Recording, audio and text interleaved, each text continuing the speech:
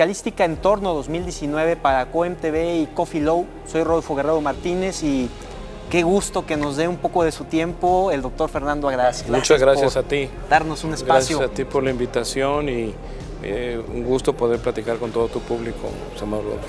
Hablando de dos temas en lo particular que causan demasiada controversia y demasiados puntos de vista y análisis, que justamente defraudación fiscal y por otra parte el lavado de dinero. Comenzando con la defraudación fiscal, ¿qué nos puede decir al respecto? Mira, Rodolfo, ha habido un mar mediático de confusión en este sentido, porque realmente hablarlo jurídicamente o técnicamente penal, nos quedaríamos incompleto. El lavado de dinero puede tener 4 perfiles: penal, financiero, fiscal y el de la nueva ley que lo estamos considerando administrativo o comercial. En el tema fiscal, el lavado de dinero no abona, es decir, no integra los elementos del delito de defraudación fiscal, y defraudación fiscal tampoco aporta elementos para el lavado de dinero. No son las figuras delictivas, no son los comportamientos, es el botín, ¿sí? Recordemos que el lavado de dinero es la persecución de un botín anterior, y defraudación no genera dinero, oculta dinero, a lo mejor por el ocultamiento pudiera ser, pero si una empresa en su ámbito comercial percibe ingresos por su venta, las aportaciones de sus socios, venta de sus activos, contratos, préstamos, la procedencia de ese dinero es lícito. Después, en el momento que cometiera defraudación fiscal, algo indebido que hiciera, ese mismo dinero no tiene un cambio de perfil en el cual, digamos, ahora se convierte en el botín de un delito, ¿sí? Está la pugna entre señalar si defraudación fiscal es un delito patrimonial o es un delito del derecho que tiene el Estado de percibir ingresos. Porque si fuera patrimonial, el Estado sufriría un daño, no un perjuicio. Es decir, el perjuicio es lo que dejó de ganar. No le quitaste nada, sino no le entregaste. Por otro lado, defraudación fiscal, pues ya, si se comete ese delito por parte de la empresa o las personas físicas que sean, ¿sí? Va a tener una sanción. Sería una doble pena, ¿no?, por ese mismo hecho. Hay muchos criterios que nos señalan también. Al revés, en el tema del lavado de dinero, el lavado de dinero vamos a cobrar los impuestos que no pagaste. ¿Por qué? Porque generaste un ingreso, estuviste escondiendo un botín y después pues eso te causa un ingreso, sería un ingreso acumulable, ¿no? Vamos a pensar dinero, ¿sí? Pero ¿qué ley de impuestos tiene grabado esa actividad para saber qué tasa base o qué tarifa le vamos a poner? La ley del IVA, ISR, IETU, ninguna ley tiene considerado algún delito para cobrarle impuestos.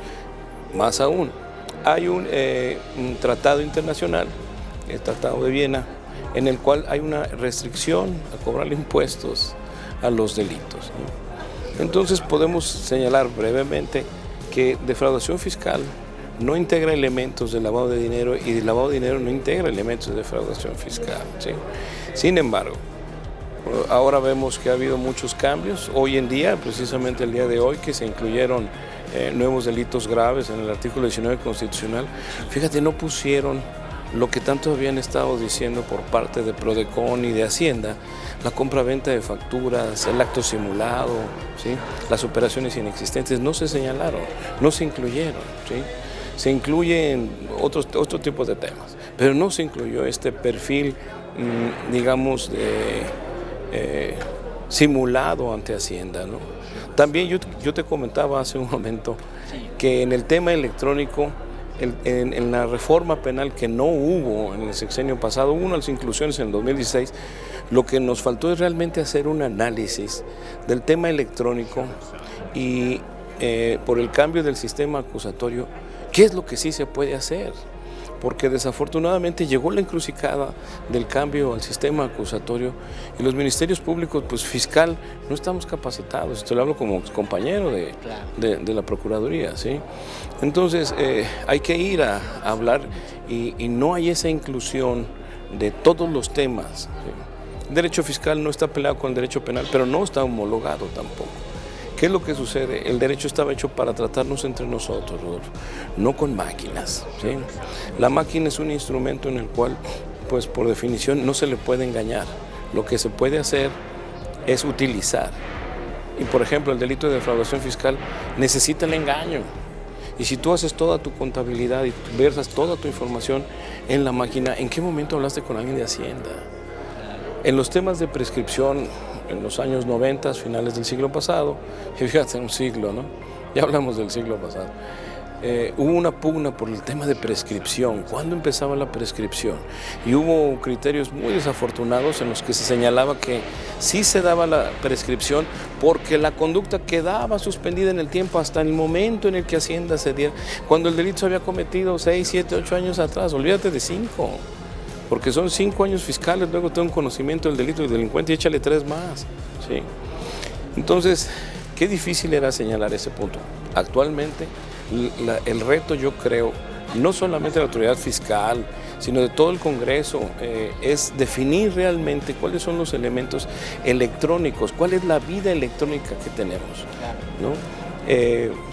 Un punto que a mí me es muy importante siempre comentar es que para una verdadera identificación de quién utiliza el sistema, ya no es utilizar clave, contraseña, el NIP, ¿sí? Que te den tu tarjeta, tu token. No, debemos incluir la bioidentidad. ¿Cómo es esto? Como en los bancos que actualmente vas y pones tu dedo para decir, tú fuiste, tú eres, esa es tu identidad. O el iris. ¿Por qué Hacienda no nos da una maquinita que lea el iris o que lea el dedo?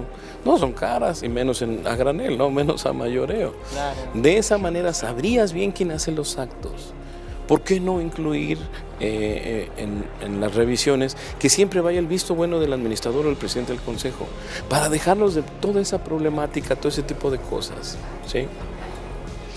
Finalmente y muy concretamente, maestro, pues el tema está para mucho. ¿Cómo debe de ser comprendido este tema del lavado de dinero nada más en lo que pues, es este año para hacer las cosas lo mejor posible? Mira, actualmente hay todo un tema de cumplimiento, de verificación, así como el sistema anticorrupción, de la ley del lavado de dinero, me refiero a la ley Priorpe, a la ley comercial, pero también deben tener un sistema para prevenir esos delitos de lavado de dinero, que tú no sabes de dónde viene el dinero, con quién estás tratando. Tienen que incluir ahora las empresas políticas para saber con quién trato, ¿sí? Y no solamente con quién trato, qué persona moral, sino quiénes son los que se benefician. Eso está incluido, esos criterios están incluidos en la ley antilavado, en la ley Priorpe. Pero también podemos incluirlos en todas las actividades, que es un tema de corrupción. No pensemos que solamente la corrupción es dar dinero a gente del Estado, un policía, en una licencia o en algo. No. Corrupción entendamos como la corrosión de los procedimientos de las empresas que no verifican el comportamiento de sus empleados ni tienen bien sus procedimientos, ¿sí? En eso tenemos que estar bien alineados para saber que no estamos ayudando a pillos, ¿sí? Sean delitos graves de terrorismo, de los que esta globalización del derecho nos ha obligado a formar parte, sino también de aquellos que pueden ser menores, estarle comprando autopartes o cosas robadas, ¿no? Las empresas de computación se han quejado mucho de los consumibles, ¿no? Los toners y eso, sí, claro, que se les roban y luego los encuentran por ahí vendiendo. Todo ese tipo de políticas debe estar incluido para saber que estamos comportándonos bien, ¿no? Gracias por su tiempo, doctor. Muchas gracias a ti. Gracias a ti. Desde Fiscalística Entorno 2019.